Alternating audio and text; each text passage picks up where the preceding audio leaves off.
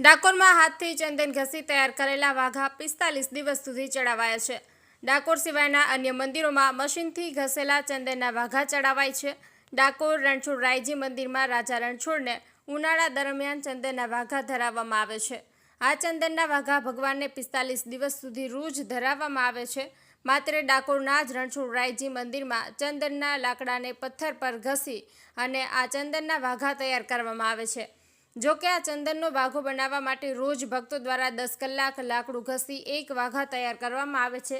ડાકોર સિવાયના અન્ય મંદિરોમાં મશીનથી ઘસેલા ચંદનના વાઘા ચડાવાય છે।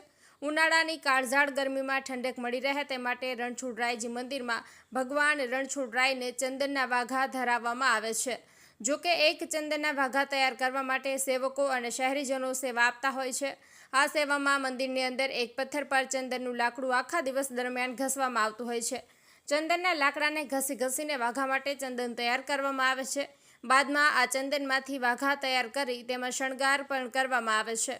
અખાત્રીજથી લઈને સતત 45 દિવસ જેઠ પૂનમ સુધી ભગવાનને ચંદનના વાઘા ધરાવવામાં આવે છે। આ ચંદનના વાઘામાં 50 કિલોથી વધુ ચંદનના લાકડાનો ઉપયોગ કરવામાં આવે છે।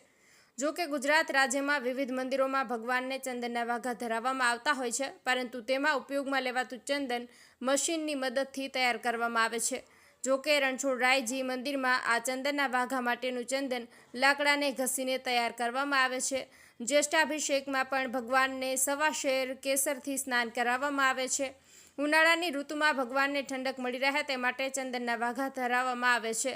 ત્યારે છેલ્લા દિવસે ભગવાનને સવા શેર કેસરથી સ્નાન કરાવવામાં આવે છે। આ સ્નાનને જ્યેષ્ઠાભિષેક કહેવામાં આવે છે અને સાથે જ મંદિરમાં ધાર્મિક વિધિ વિધાનથી ભગવાનની પૂજા કરવામાં આવે છે। આશીષ મહેતા, નડિયાદ। મારું નામ માર્ગે સૂર્યકુમાર ખંભોળિયા, હું રણછોડરાય મંદિરનો પૂજારી છું, શ્રીજીનો। ઠાકોરજીને ત્યાં ચંદન સેવા ગ્રીષ્મકાળની અંદર અખાત્રીજથી લઈને જ્યેષ્ઠાભિષેક પૂનમ લગીને કરવામાં આવે છે। જે પ્રકારે અત્યારે તમે મારી પાછળ જોઈ રહ્યા છો, ચંદન ઘસાઈ રહ્યું છે, એ ચંદનનું લાકડું છે એને ઓરસિયા ઉપર ઘસી અને તૈયાર કરવામાં આવે છે। ત્યારબાદ એની અંદર કેસર, પછી અત્તર, ગુલાબજળ અને બરાસ આ નાખી અને એને મિક્સ કરીને એક ચંદન વાઘો તૈયાર કરવામાં આવે છે, જેને ઠાકોરજીના શ્રીઅંગ ઉપર લેપ, એનો ચંદનનો વાઘોના લેપ કરવામાં આવે છે। અને ઠાકોરજીને આ ગ્રીષ્મકાળની અંદર આ કાળઝાળ ગરમીથી ઠંડક પ્રાપ્ત થાય એના માટે આ કરવામાં આવે છે।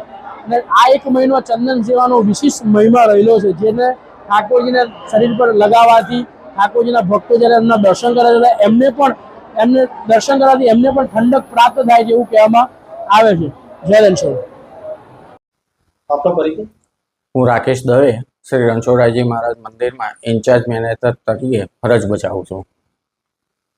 ઠાકોરજીના ચંદનના વાઘા વિશે આપને જણાવું કે ગ્રીષ્મ ઋતુની અંદર વૈશાખ સુદ ત્રીજ એ ગ્રીષ્મ ઋતુ ચાલુ થાય છે અને જેઠ સુદ પૂનમ સુધી આ ચંદન વાઘા ધરાવવામાં આવે છે। ચંદન વાઘા વૈષ્ણવો દ્વારા પણ કરાવવામાં આવે છે અને એ વૈષ્ણવોના ચંદન વાઘા પણ શ્રી ઠાકોરજીને ધરાવવામાં આવે છે। ચંદનના વાઘાની અંદર કેસર, ગુલાબજળ, અત્તર તેમજ મલિયાગીરી વાપરવામાં આવે છે। આ બધી જ વસ્તુ ઠંડકના સ્વરૂપે શ્રી ઠાકોરજીને શ્રી અંગ ઉપર ધરાવવામાં આવે છે। જેઠ સુદ પૂનમના દિવસે સવાશેર કેસરના પંચામૃત સ્નાન થાય છે, જેમાં આમળા, અરીઠા વગેરે જેવી ઠંડકીય વસ્તુ વાપરવામાં આવે છે અને એ ઠાકોરજીને સ્નાન જ્યેષ્ઠાભિષેક તરીકે ગણવામાં આવે છે। એ સ્નાન જેઠ સુદ પૂનમના દિવસે થાય છે। ગુજરાતનું આ પવિત્ર યાત્રાધામ તરીકે ડાકોર સુપ્રસિદ્ધ છે અને શ્રીનાથજી આ બંને મંદિરોમાં ચંદનના વાઘા રાજભોગ સમયે જ ધરાવવામાં આવે છે।